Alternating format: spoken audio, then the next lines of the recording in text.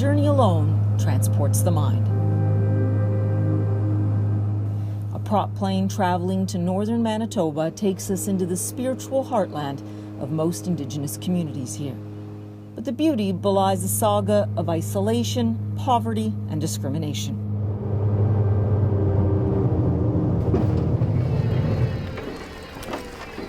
We land in Norway House Cree Nation, like many Indigenous communities, fiercely proud of its cultural inheritance, but undeniably scarred by decades of vulnerability and abuse.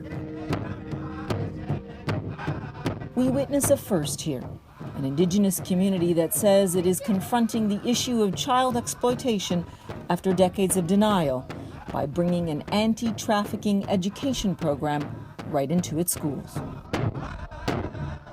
We're here to do a presentation with you today on sexual exploitation. Samantha Folster and Gilbert Fredette are a determined team. The first step in rebuilding our community is to say enough is enough. Both community leaders trained by the Manitoba government to create a curriculum-based program where kids hear how and why child sexual exploitation has traumatized their community. I don't think it's ever been talked about that way. It's more like, let's not talk about it. Let's just leave it. Let's leave it under the rug and let it stay there. And it's the fear of speaking about it and the shame that comes with it and the guilt of feeling that maybe this was my fault.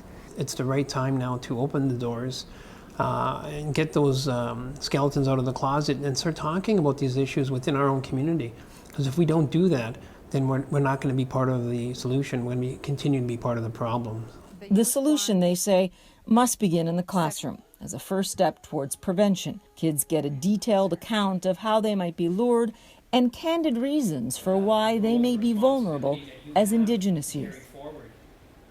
School counselor Jem York says the frankness of the discussions is what makes them meaningful and effective. I think putting the words to it and naming it and saying, this is what this is called, this is sexual exploitation, this is human trafficking, and this is what happens.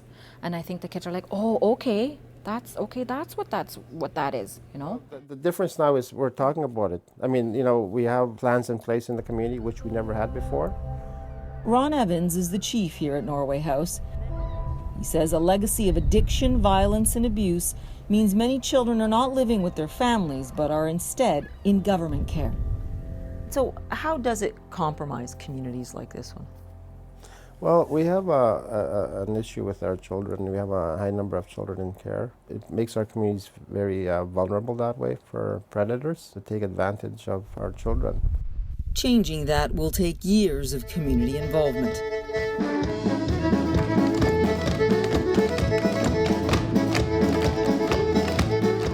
At a local fish fry, families get together, share a laugh and a song. All of it helps with instilling optimism here. A belief that things can and will change for the children of Norway House.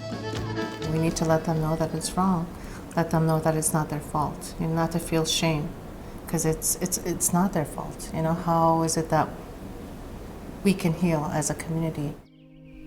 There is tentative optimism here now that with slow but steady education and awareness, places like Norway House will be a strong refuge for Indigenous youth, restoring it as the heartland it once was for its elders. Paula Newton, CNN, Norway House Cree Nation, Manitoba.